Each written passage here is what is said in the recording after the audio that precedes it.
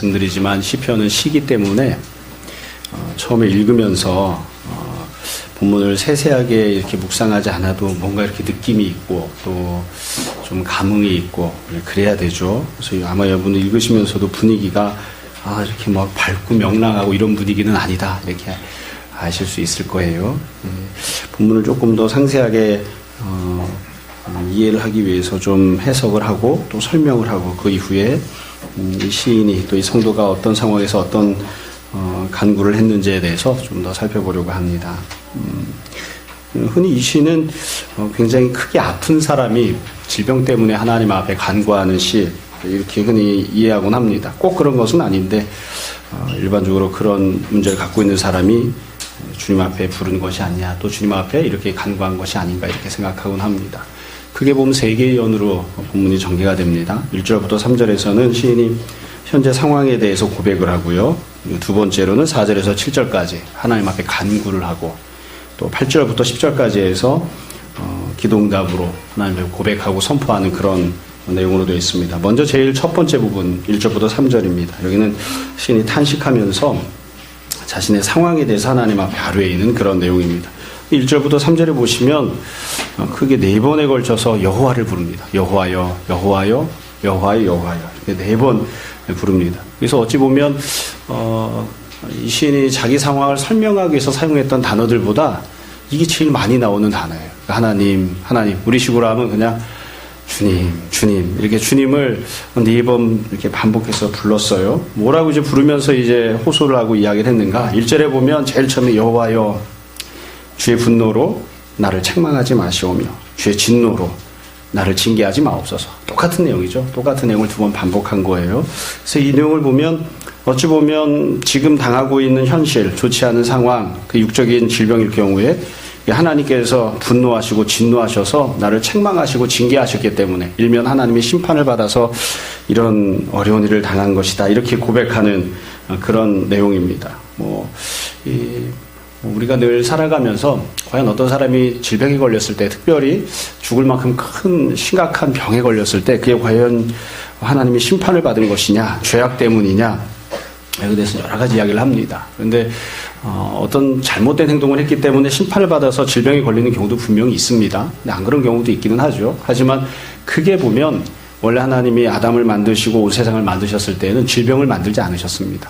그런데 인간이 죄를 범하면서 선악과를 따먹고 하나님을 떠나고 그리고 또 이 시인이 고백하는 대로 하나님께서 우리를 떠나셨기 때문에 하나님과 상관없는 존재로 살아가면서 질병이 생긴 거예요. 그렇기 때문에 근본적인 질병의 첫 출발점이 그렇기 때문에 우리가 하다못해 감기 몸살이 걸리거나 큰 병이 걸렸을 때에 이것이 죄악 때문에 처음에 이런 일들이 생겨났다라는 것을 항상 생각해야 하는 것이 마땅하죠.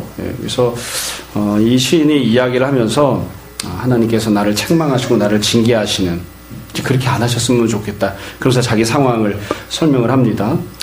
여튼 여기서 제일 중요한 건 이게 질병이 책망 때문이냐 심판 때문이냐 이거보다 더 중요한 건 이 시인이 자신의 현재 상황을 하나님 앞에서 이야기를 하고 있다는 겁니다. 그러니까 하나님을 향해서 이야기를 하는 거예요. 여러분 아프면 누구한테 이야기를 하시나요? 엄마한테 이야기하죠. 아빠한테 이야기 안 하고 엄마 나 아파 그렇게 이야기하잖아요. 근데 이 시인이 자기가 아프다고 하는 것을 혹은 문제가 있다고 하는 것을 하나님 앞에 이야기를 하고 고백을 하고 있습니다. 그리고 동시에 자기의 상황을 하나님과 관련해서 해석을 합니다. 이 시인이 자신의 상황을 해석한 게 정말 100% 맞느냐? 사실은 100% 맞지 않습니다. 안 맞는 부분이 있어요. 그렇지만 자신의 상황을 하나님과 관련해서 해석하는 거예요. 우리가 흔히 이야기하는 식으로 보면 이렇게 이야기할 수 있어요. 제가 하나님을 떠났기 때문에 신앙생활을 등한히 했기 때문에 하나님과 상관없이 살았기 때문에 지금 이런 일들을 만났습니다. 더 이상 이런 일들을 만나지 않았으면 좋겠습니다. 지금 그렇게 고백을 하는 거예요. 여러분 다시 말씀드리지만 타인이 불행을 만났을 때에는 네가 신앙생활을 똑바로 안 해서 그렇다, 죄를 짓고 살아서 그렇다 그렇게 함부로 말하거나 쉽게 정죄할 수 없지만 우리가 신앙생활하는 사람이라면 누구나 다 내가 어려운 일을 만났을 때에는 혹시 내가 주님 앞에서 옳지 않은 행동을 해서 그런 것은 아닌가, 죄를 범해서 그런 것은 아닌가, 내가 주님을 섬기는 일을 우선순위를 두어야 되는데 그렇게 하지 않고 세상을 더 기뻐했기 때문에 이런 일들을 만난 것은 아닌가 스스로를 잘 생각해보고 돌이켜보고 하나님과 관련해서 자신의 형편들을 해석하는 그런 태도를 이제 가져야 되는 것입니다. 2절에 보면 다시 두 번째로 여호와를 부르죠. 여호와여, 내가 수척하였사오니 내게 은혜를 베푸소서. 이 시인이 자신의 상황을 고백하면서 수척하다, 살이 빠졌다 이렇게 표현합니다.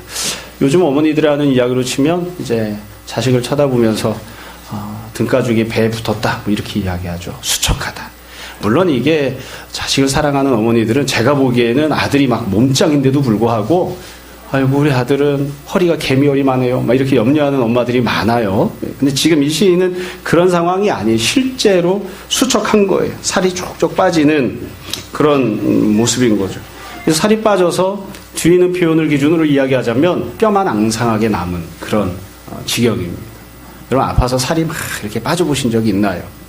제가 중학교, 고등학교 학생 때 우리 전도사님이 아파서 죽을 뻔했는데 살이 뭐 30kg씩 빠지니까 사람이 이렇게 서 있기도 힘든 그런, 살은 막 30kg씩 빠졌죠. 그 다음에 배는 복수가 차서 이게 막 올챙이 배처럼 나왔죠. 그래서 전도사님이 하시는 얘기가 위에서 이렇게 아래를 내려다보면 발이 안 보이고 배만 보인다고. 물론 살이 쪄서 그런 사람도 있습니다만 수척해서 뼈만 앙상한 그런 지경이 된 거예요. 그 뒤에 다시 또 2절 중간에 보면 세 번째로 여호와를 부릅니다. 여호와여, 여호와여, 나의 뼈가 떨리오니 나를 고치소서. 나의 영혼도 매우 떨리나이다. 그러면 뼈만 남은 앙상한 그런 지경인데 그 상황으로 그냥 지탱을 하고 있냐. 그게 아니라 아주 그냥 뼈도 바들바들 떨리고 있는 상황이에요. 뼈가 덜덜덜 떨리는. 사실 저는 이 뼈가 떨린다고 하는 게 어떤 건지 경험이 없어가지고 잘 모르겠어요. 뼈가 바들바들 떨리고 있는, 얼마나 힘이 없으면 또 얼마나 상황이 좋지 않으면 이렇게 하겠습니까? 뼈가 떨리니까 나를 고쳐달라 이렇게 얘기해요. 뿐만 아니라 3절에 보면 뼈만 떨리는 게 아니라 나의 영혼도 매우 떨리나요. 이 다음에는 영혼이 떨린다고 이야기한 다음에는 고쳐달란 말도 안 해요.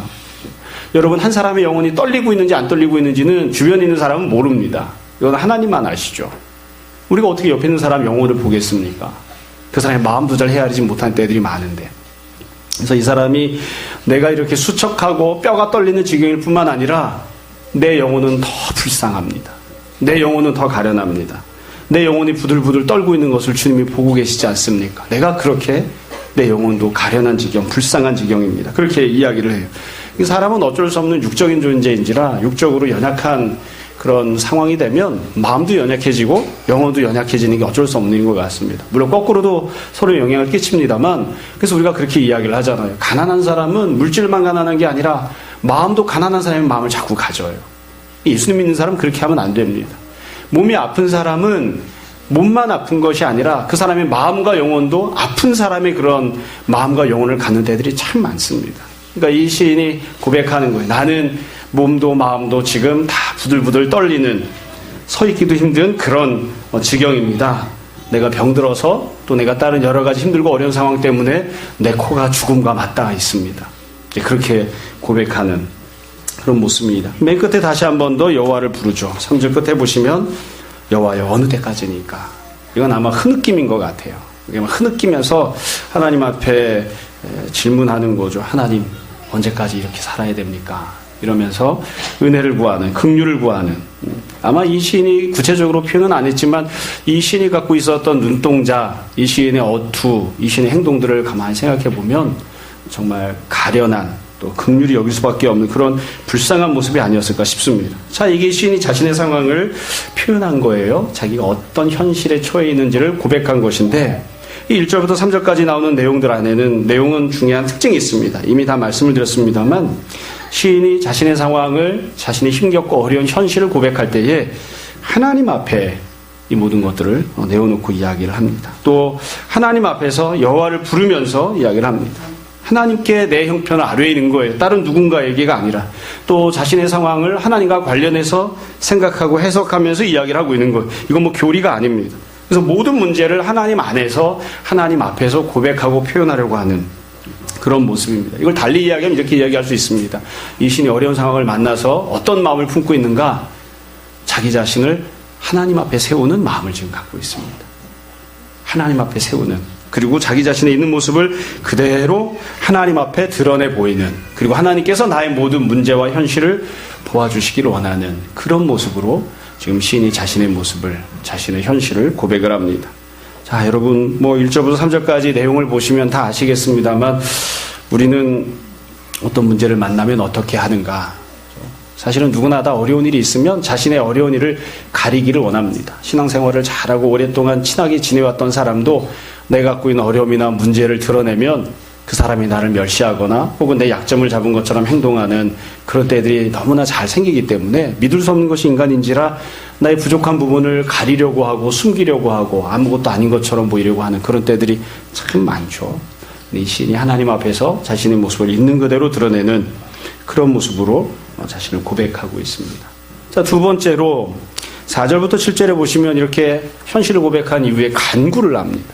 하나님 앞에 간구하는 내용인데 그러니까 이 시편에서 제일 중요한 건 4절부터 7절일 거예요. 간구하는 내용이니까요. 이 간구는 4절부터 5절 한 번, 6절, 7절 두 번 이렇게 두 부분으로 이루어져 있습니다. 4절, 5절을 한번 보세요. 4절에 보면 다시 여호와여 하고 하나님을 부르죠. 그러니까 상황을 고백할 때에도 간구할 때에도 초점은 하나님께 맞춰져 있는 거예요. 여호와여 하고 하나님을 부른 다음에 시인이 정말로 하나님께 간구하고 싶은 핵심적인 간구, 핵심 간구 하나가 맨 앞에 나옵니다. 그게 무엇이냐면 돌아와입니다. 돌아와 주소서. 좀 글자를 안 아끼고 그렇게 번역했으면 좋겠어요. 여호와여 돌아와 주시옵소서. 돌아와 주옵소서. 이게 시인이 간구하는 내용입니다. 이거 하나만 사실은 간구합니다. 다른 거는 중요한 간구 내용이 아니에요. 돌아와 달라. 돌아와 달라. 그 뒤에 보면 나 영혼을 건지시며 주의 사랑으로 나를 구원하실 수도 있는데 사실 이건 부수적인 간구예요. 왜냐하면 하나님은 원래 건지시는 분, 구원하시는 분, 사랑을 베푸시는 분이시기 때문에 하나님이 나와 함께 하고만 계시면 하나님께서 돌아오시기만 하면 당연히 그렇게 해주실 거예요. 사실 굳이 그렇게 간구하지 않아도 하나님 나를 건지시고 구원해 주실 것이니까 제일 중요한 건 돌아와 달라고 간구하는 겁니다. 돌아와 주십시오. 여기서 우리가 알 수 있는 점은 하나님께서 이 신을 떠나 있는 상황이라는 거죠.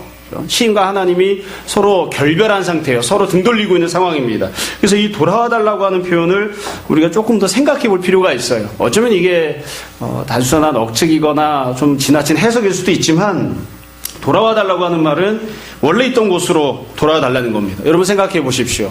시인이 아무 잘못도 없는데 혹은 아무 허물도 없는데 하나님과 사이가 너무너무 좋았는데 하나님께서 시인이 미워서 그냥 확 떠나가 버리신 걸까요? 그건 아니에요. 신이 큰 죄를 저질렀던 작은 죄를 저질렀던 혹은 하나님을 열심히 섬기지 않았던 아니면 하나님을 배교하고 하나님께 등을 돌렸던 여하튼 이 성도가 하나님을 떠난 거예요. 그렇기 때문에 하나님이 떠나신 것이지 이 성도가 하나님 앞에 아무런 잘못도 없는데 아무런 부족함이 없는데 하나님께서 네가 아무리 열심히 해도 나는 네가 꼴 보기 싫다. 나는 너한테 은혜를 주고 싶지 않아. 그래서 떠나시는 경우는 단 한 번도 없어요. 그러니까 지금 이 시인과 하나님이 결별 상태로 되어 있는 데는 일정 부분은 이 시인에게 책임이 있습니다. 상당 부분은 시인에게 책임이 있어요. 그런데 이 시인이 지금 하나님께 뭐라고 고백하냐면 돌아와 달라고 지금 간구를 하잖아요. 그럼 돌아와 달라고 간구를 할 때 나는 죄 짓는 자리, 하나님을 떠난 자리, 세상을 사랑하는 자리 그 자리에 그대로 있을 테니까 하나님이 내가 있는 여기로 와주십시오. 이렇게 간구하는 것이냐? 그건 아닙니다. 내가 원래 살던 모습 그대로 살고 있을 테니까 하나님 나를 여기까지 찾아와 주십시오. 그렇게 간구하고 있는 건 아닙니다.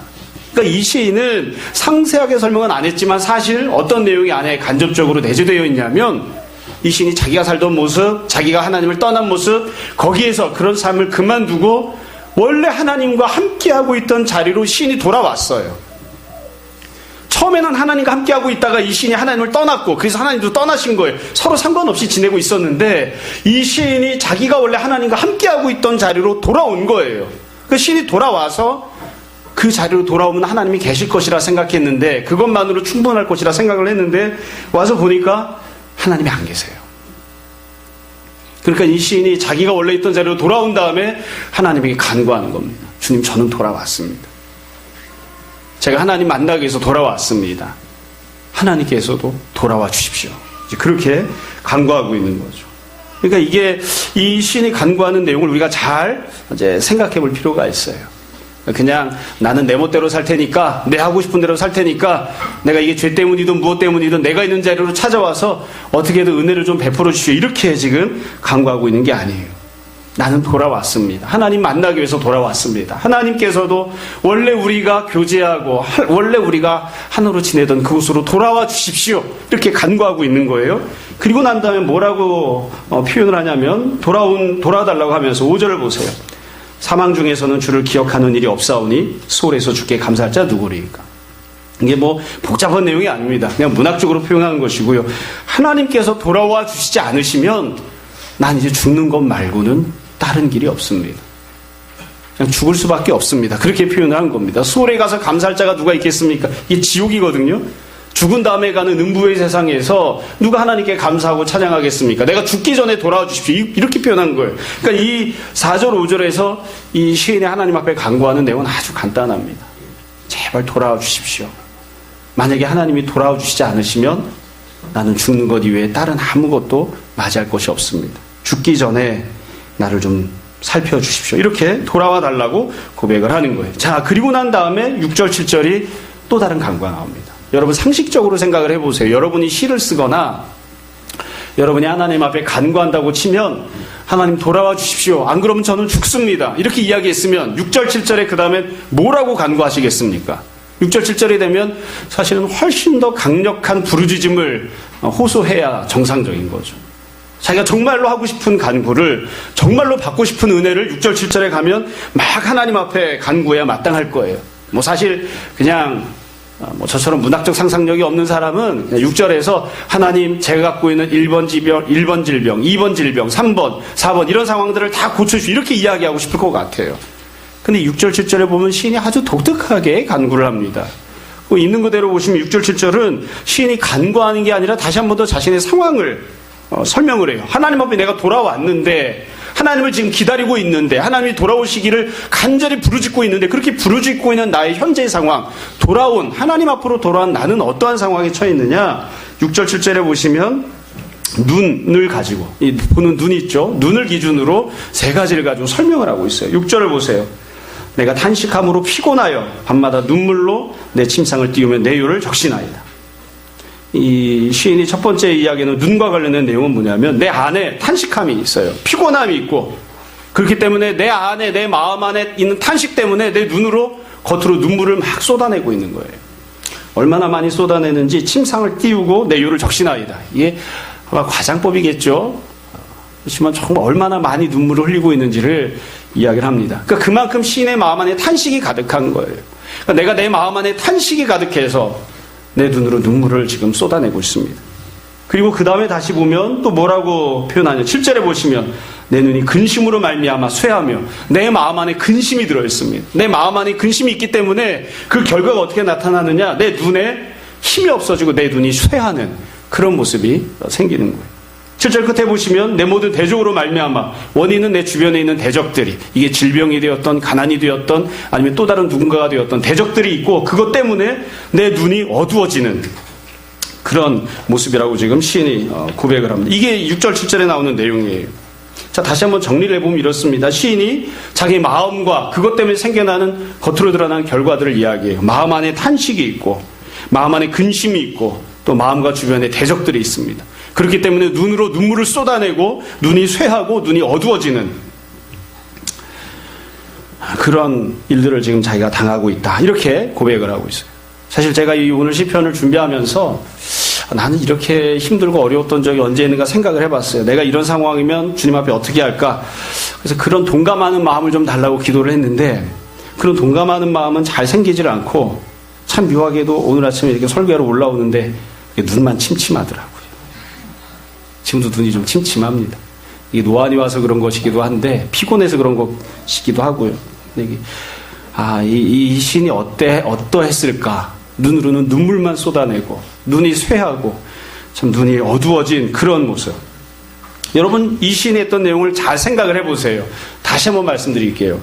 4절 5절에서는 돌아와 달라고 했죠. 돌아와 달라고 하나님께 간구를 하면서 그 간구를 하고 있는 자신의 상황에 대해서만 6절 7절에서 이야기를 하고 있습니다. 왜 이런 이야기를 했을까? 사실 시인이 지금 이 자리에다 하고 싶은 얘기는 뭘까요? 사실 하고 싶은 내용은 간단해요. 눈과 관련해서 지금 설명을 하고 있으니까 눈을 기준으로 이야기하면 나는 내 눈은 하나님을 보고 싶습니다. 자기가 돌아왔잖아요. 하나님을 만나기 위해서. 하나님을 만나기 위해서 돌아왔는데 하나님이 안 계세요. 그러니까 이 시인이 사실 하고 싶은 얘기는 뭐냐면 나는 내 눈으로는 하나님을 보고 싶습니다. 하나님을 만나고 싶습니다. 하나님을 목격하고 싶습니다. 나를 만져주시고 나에게 은혜를 베풀어 주시고 나와 함께 지내시던 바로 그 하나님을 내가 보고 싶습니다. 근데 하나님께서 나에게 돌아와 주시지 않았기 때문에, 나와 지금 현재 함께하고 있지 않기 때문에 내 눈이 하나님을 보는 것이 아니라, 내 눈 안에 하나님의 기쁨이 있는 것이 아니라 내 눈에는 그냥 눈물만, 쇠함만, 어두움만 자리하고 있습니다. 근데 이렇게 탄식을 하는 거죠.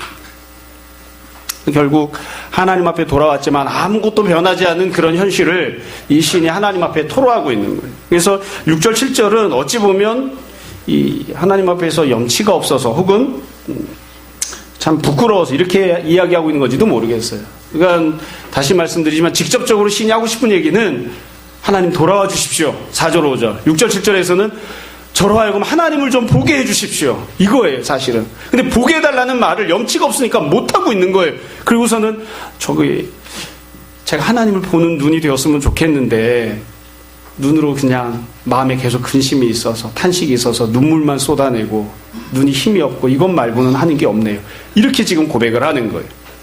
어려운 내용이 아니에요, 사실. 우리가 살면서도 엄마한테 아빠한테 뭔가를 잘못했습니다. 그리고 나서는 돌아왔습니다. 염치가 없잖아요. 그래서 엄마한테 이야기할 때 그렇게 이야기하는 거죠. 엄마 나 왔어. 그 다음에 하고 싶은 말은 나 밥 좀 줘. 이 얘기를 하고 싶은데 밥 달라 소리가 안 나오는 거예요. 밥 달라 소리가. 그러니까 엄마 나 왔어. 그리고 난 다음에 나 돈이 없네. 배가 고프네. 그리고 딴소리를 하고 있는 거예요. 밥 달라 소리를 못하고. 이 신이 지금 하나님 앞에서 그렇게 표현하고 있는 거예요. 주님 돌아와 주십시오. 돌아와 주십시오. 그리고 제가 주님을 볼 수 있게 해주십시오. 지금 그렇게 간구를 합니다. 여러분 이 시인이 했던 이 간구도 중요한 특징이 있습니다. 여러분 이 표현을 보시면, 이 간구를 보시면 앞에 나왔던 1절부터 3절이랑 똑같아요. 이 시인은 간구하는 대상도 하나님이고요, 간구하는 내용도 하나님입니다. 그러니까 이 시인이 하나님 앞에 세우고 있는, 자기 자신을 하나님 앞에 세운 그 상황에서 하나님 앞에서 자신의 마음을 드러낼 때에 어떤 마음을 드러내고 있냐면 하나님만을 구하는 그런 마음을 드러내고 있어요. 여러분 계속 말씀드리지만 사실은 형편이 절박하면, 상황이 힘들고 어려우면 구체적인 해답을 하나님 앞에 제시하고 이것을 들어달라고 간구하는 게 정상일지도 모르겠습니다. 근데 이 시인은 4절부터 7절에 보면 단 한 가지도 자기가 원하는 구체적인 항목이 무엇인지를 이야기하지 않아요. 하나님 질병을 고쳐주십시오 이렇게 얘기하지 않아요. 경제적인 문제를 해결해 주십시오 이렇게 이야기하지 않아요. 10원 한 푼도 언급이 없어요. 감기 몸살조차도 언급이 없어요. 아무것도 언급하지 않고 이 시인이 정말로 하나님 앞에 구하는 건 무엇이냐? 하나님 한 분이 돌아와 주셨으면 좋겠습니다. 그러니까 하나님을 구하는 그런 간구를 하고 있습니다. 하나님을 구하는 간구. 정말로 지극히 가난한 그런 마음을 품고 있는 거죠. 여러분 구체적인 간구를 하는 것이 나쁜 것은 아닙니다. 근데 이 시인이 정말로 지금 원하는 건 하나님께서 돌아와 주시고 하나님께서 나와 함께 하시고 내가 그 하나님을 경험하는 것입니다. 하나님을 목격하는 것입니다. 그 은혜를 나에게 베풀어 주십시오. 그렇게 간구합니다. 자, 그리고 맨 마지막 8절부터 10절에 가면 시인이 자신이 응답받은 것에 대해서 간구합니다. 여러분 이 시인이 응답받은 것에 대한 간구는 어찌 보면 우리가 바보 천치가 아니면 시인이 뭐라고 할지 알 수 있습니다. 여러분 자신의 상황을 이야기하면서 1절에서 3절 하나님 앞에 자신의 상황을 내어놓았죠. 4절에서 7절 자신이 간구하면서 하나님이 돌아오시라고 하나님을 구하는 간구를 했죠. 그 응답은 뭘까요? 응답은 하나님께서 돌아오셨다는 것이 응답이 되는 겁니다. 하나님께서 내 간구를 들으셨다는 것이 응답이 되겠죠. 이 시인은 다시 말씀드리지만, 반복해서 말씀드리지만 구체적인 항목을 간구하지 않았어요. 하나님을 구하는 기도를 하고 있다고요. 그러니까 당연히 응답도 하나님께서 돌아오시고 하나님을 내가 보았다고 하는 것이 응답이 되는 거예요. 여러분 8절을 보세요. 악을 행하는 너희는 다 나를 떠나라. 여기서 악을 행하는 너희가 누군지는 모릅니다. 실제로 시인을 괴롭히는 사람인지 질병인지 혹은 경제적인 어려움인지 모르겠어요. 여하튼 아니면 시인 자신이 마음 안에 있던 부담감이나 좌절감인지 무언지 모르겠어요. 여하튼 그 모든 것들은 다 떠나라. 그리고 나서 이 사람이 고백합니다. 여호와께서 내 울음소리를 들으셨도다. 내 간구를 들으셨으며 내 기도를 받으시리로다. 시인이 고백합니다. 내가 하나님 앞에 기도했더니 하나님께서 나의 기도를 들으셨다. 이게 응답입니다. 하나님께서 내 기도를 들으셨다. 사실 개인적으로는 조금 좀 뭐라고 말할까요? 이 부담이 되기도 하고 좀 불만이 있기도 합니다. 저 같으면 이렇게 기도할 수 있었을까 생각을 해봐요. 하나님께서 들으셨으면 그것으로 응답이 됩니다. 이렇게 하는 이게 과연 응답이 될까? 여러분 조금 더 적극적으로 이야기하면 이렇게 이야기할 수 있어요. 이 시인은 지금 자기가 응답받았다고 고백을 하는데 응답받은 것은 병고침을 받은 게 아니에요. 경제적인 문제가 해결된 게 아니에요. 이 시인이 응답받은 건 무엇이냐면 하나님께서 자신의 간구를 들으신 거예요. 하나님께서 돌아오시고 하나님께서 자기의 눈에 보이는 그런 상황이 된 거예요. 그러니까 하나님이 이제 나와 함께 하시니까, 하나님이 돌아오셨으니까, 내가 내 눈으로 하나님을 보고 있으니까, 하나님과 손을 맞잡고 있으니까 하나님께서 내 병을 고쳐주시건 고쳐주지 않건, 하나님께서 나에게 내가 원하는 방법으로 해결해 주시건 그렇지 않건, 이제부터 내가 당하는 모든 결과들, 이제부터 내가 누리게 될 모든 현실은 나의 죄악 때문에 생기는 것이 아니라 하나님께서 나를 인도하시기 때문에 생기는 결과입니다. 그러니까 나는 응답을 받았습니다. 제가 그렇게 고백하는 거예요. 과연 이렇게 이렇게 고백할 수 있을까? 요즘 이제 시험 보고 아이들이 수능 보고 성적 나오고 기다리고 있잖아요. 결과들을. 또 이제 조금 있으면 정시를 이렇게 쳐야 됩니다. 하나님 돌아오 주십시오. 그렇게 기도했더니만 하나님께서 돌아오셨어요. 그래서 만약에 여러분 하나님이 보인다고 한번 생각을 해보십시오. 근데 시험 보면 다 족족이 다 떨어져서 갈 데가 없네요. 그럼 마음이 어떨까요? 아, 내가 벌 받아서 그래. 그런 마음일까요? 그냥 하나님이 그 응답을 주신 거예요. 그 응답을. 세상 사람들이 보면 응답이 없는 것처럼 보일 수도 있고, 세상 사람들, 세상적인 기준을 놓고 보면 내 욕심이 채워지지 않은 것처럼, 내가 원하던 그런 삶의 모습이 이루어지지 않은 것처럼 보일 수도 있지만, 내가 기도했던 것을, 하나님을 구하는 그 기도를 하나님이 들으셨고 응답하셨어요. 그래서 이제는 하나님이 나와 함께하고 계시기 때문에, 돌아오셨기 때문에, 그래서 하나님이 나에게 어떤 길로 인도하시건 나는 그것이 심판이 아니라는 것을 알고 있습니다. 설령 내가 지금부터는 아파도, 내가 설령 지금부터는 망해도, 설령 지금부터는 내가 당하는 모든 일들이 사람들이 손가락질하는 그런 현실에 불과한다 할지라도 이것은 결코 망한 것이 아니라고 하는 것을, 이것은 결코 심판받은 것이 아니라고 하는 것을 하나님이 나에게 은혜를 베풀고 하나님이 인도하고 계신 것임을 내가 고백합니다. 나는 응답을 받았습니다. 이게 이 시인이 하고 있는 고백입니다. 우리가 신앙적으로는 이게 받아들여지지만 인간적으로는 이런 얘기를 이렇게 쭉 듣다 보면 젠장 그럴 것 같은 뭐 때문에 기도를 해 다 때려치우고 말지 이런 마음이 들 수도 있어요. 그건 이제 하나님을 경험하지 못했기 때문에 그런 것이죠. 하나님이 주시는 마음의 평안을 받지 못했기 때문에. 결국 이 맨 마지막 고백에서도 시인은, 이 성도는 자신의 마음을 하나님 앞에 내어놓는 그런 고백을 합니다. 어떤 마음을 품고 하나님 앞에 나아갔는지, 그리고 어떤 마음으로 응답을 받았는지가 이 시편 안에 쭉 들어있습니다. 자, 말씀을 정리를 하겠습니다. 결국 이 시편은, 시 6편은 겉으로 드러나 있는 모습만 놓고 보면 병들어 죽게 생긴 사람이 하나님 앞에 간구하는 그런 시편이라고 할 수도 있습니다. 근데 그 안에 들어있는 이 시인이 정말로 하나님 앞에 고백하고 간구했던 내용들, 또 이 시인의 신앙을 기준으로 생각하면 오직 하나님 한 분만을 구하는 그런 시편입니다. 내가 아프건 건강하건 흥하건 아니면 쇠하건 나는 하나님 한 분만 있으면 됩니다. 나는 하나님만을 구하겠습니다. 하나님, 내가 떠났던 그 길을 돌이켜서 내가 주님 앞으로 돌아 나왔습니다. 주님께서도 돌아와 주시고 나를 만나 주십시오.